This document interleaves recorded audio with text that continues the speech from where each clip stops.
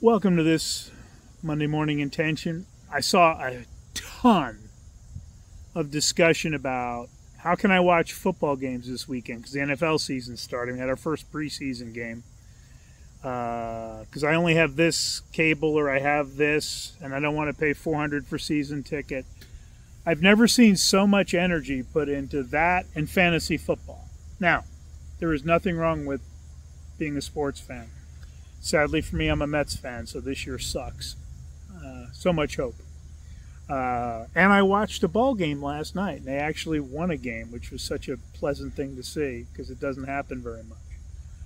But what I don't do anymore is I'm not the guy who watches sports excessively. I don't spend more time talking about watching and sports as opposed to doing. As being active, being involved. So my question, and nobody responded on one or two posts that I put on,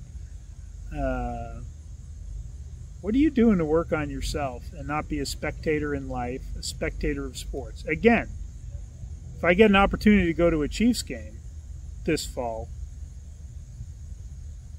I need to know in advance so I can take my normal Sunday routine with Melanie and put it on to Saturday, or make sure she's coming with me. But the reality is, there's nothing wrong with that. And enjoying sports, there's nothing wrong with that.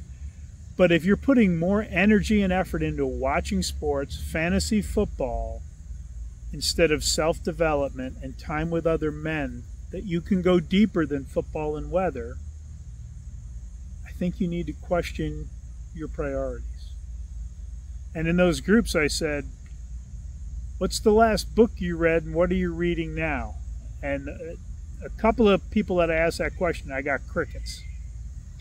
And again, nothing wrong with having a team, watching sports, going to sporting events. I went to the 3 Mets games in Kansas City.